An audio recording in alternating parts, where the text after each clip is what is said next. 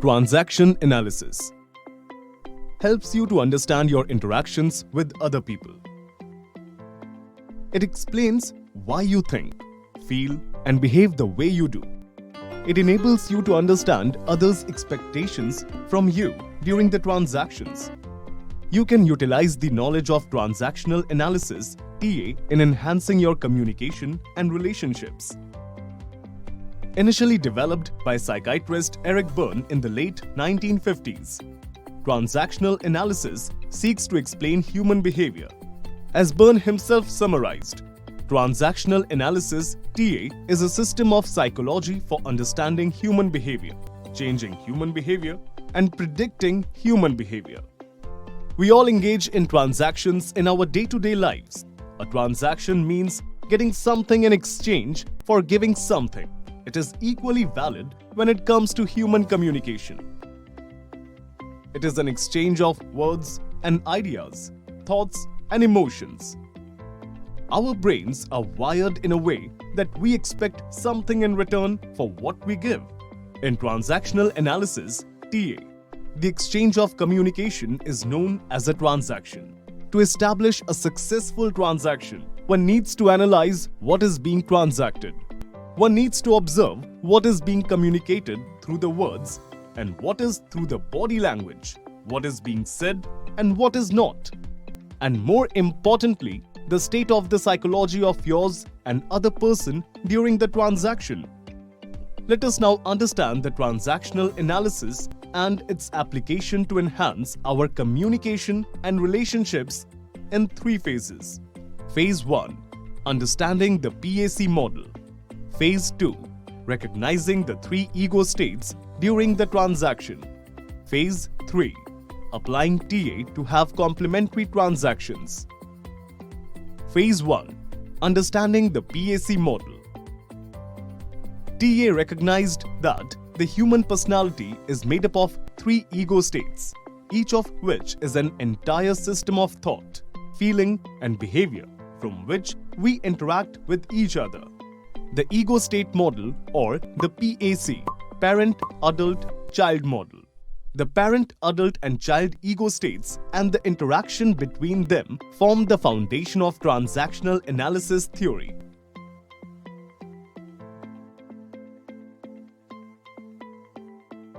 Parent, rooted in the past. This contains the attitudes, feelings, and behavior incorporated from our parents or any primary caregiver. It involves responding as one of our parents would have, saying what they would have said, feeling what they would have felt, behaving how they would have behaved. Parent consists of recordings of external events observed and experienced during childhood. These recordings are not filtered or analyzed by the child. They are simply accepted without question. Many of these external events are likely to involve the individual's parents or other adults in parents-linked roles, which led Berne to call this ego state the parent. Parent ego state can be of nurturing parent or critical parent. Nurturing parent, caring, loving, helping, supporting, reassuring. Critical parent, criticizing, censoring, moralistic, reprimanding, punishing, judgmental. Adult, rooted in the present. Our ability to think and act based on what's happening in the here and now. Think of transactions you have with colleagues or acquaintances.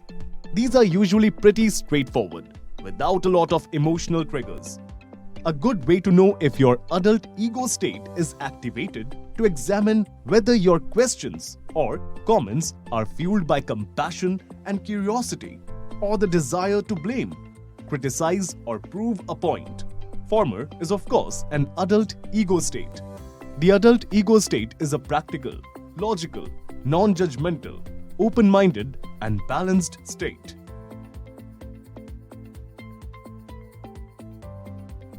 Child, rooted in the past. This contains the thoughts, feelings and behaviors that we experienced as a child.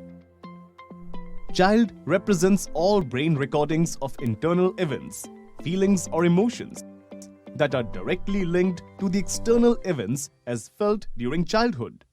The child ego state can be subdivided into free child, FC, adapted child, AC, and rebellious child, RC.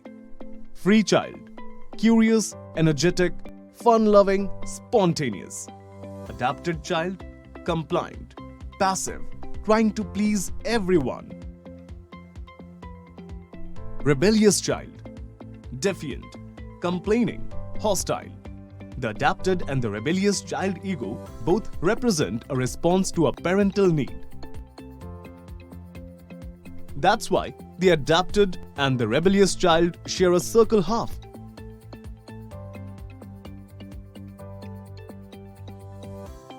Phase 2.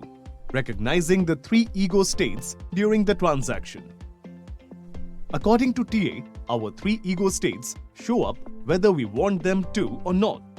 It's important to be aware of what they look like. The good news is that this is easy to do. Simply think back and answer the following questions and observe. Parent.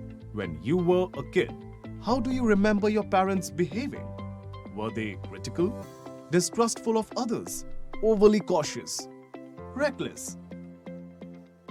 What were their beliefs about the world, money, people, etc.?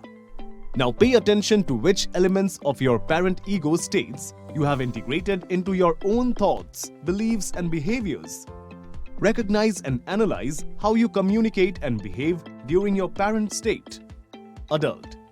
When communication takes place from the adult state, we are more likely to be respectful, make compromises, or collaborate. Listen fully to others and have more healthy social interactions. It is easier to recognize the adult ego state. Child. How do you remember your childhood? What was the overall feeling like? What was the theme in your interaction with your parents? Were you always fighting for their attention?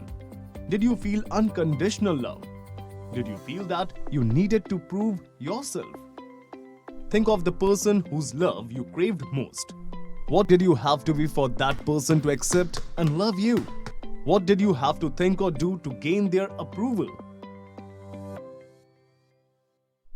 Recognize and analyze how you communicate and behave during your parent state. Every person's parent and child ego states are different. In my parent state, I become critical and judgmental, while I know someone close to me who becomes more caring and loving. For example, when my child ego state is activated, I get over enthusiastic and playful. But I know someone close to me who shuts down and can't talk to anybody. It all depends on the patterns you picked up as a child. The crux of TA. Once you understand how you communicate and behave in your child and parent state, and how people close and important to you communicate and behave during their child and parent states, and the characteristics of the adult state, you can utilize that knowledge in establishing positive and successful transactions. Phase 3. Applying TA to have complementary transactions. There are three types of transactions that we engage in our daily lives: complementary transaction, cross transaction, ulterior transaction. It's important to realize that there are three paths to each transaction.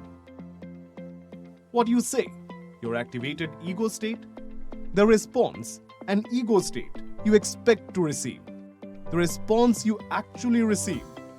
Complementary transaction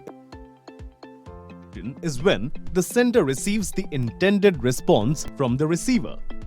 For example, when we greet a person, we expect a greet back. And when we get it, it is a complementary transaction. Cross transaction is when the sender does not receive the intended response from the receiver.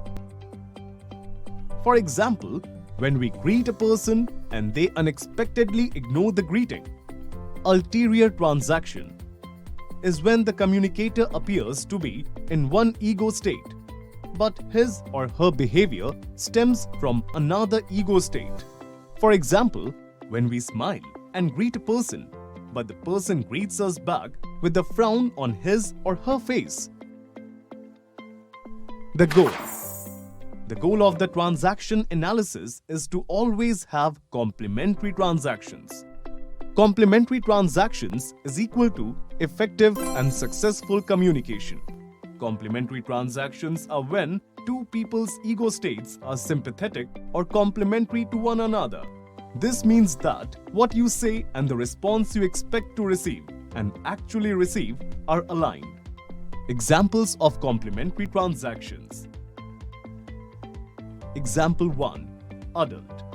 Money is a trigger topic, at least in my experience, because it's uncomfortable, stressful, and emotional to talk about.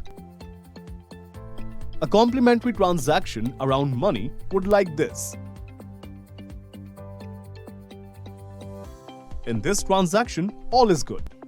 Person 1 is curious about something and asks a question from the adult ego state, hoping they'll receive an answer from person 2's adult ego state. Person 2 responds from his or her adult ego state. Result: all good. Two adults are working together to understand a problem, make decisions, etc. Example 2. Parent-child.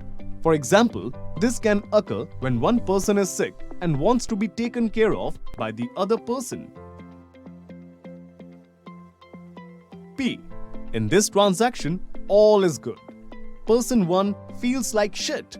Their child ego state is activated because they want to be taken care of. They expect person 2 to respond as a parent. Person 2 understands person 1's request and is happy to oblige. Person 2's parent ego state is activated and they happily take care of person 1. Result: all is good. There's a balance of giving and receiving, and both parties feel loved. How do you know you are having a complementary transaction? You feel okay. That is, you are not overwhelmed with emotions. You feel seen and understood. The conversation can continue safely. No emotional outbursts, hurt feelings, slamming doors, or conversation stoppers. That is, I'm done with this conversation right now. This means you can actually reason about things, make decisions, create a plan, etc. Hope this video was helpful and will be able to turn each one of you into a successful communicator. Keep watching MML's videos to enhance your life skills.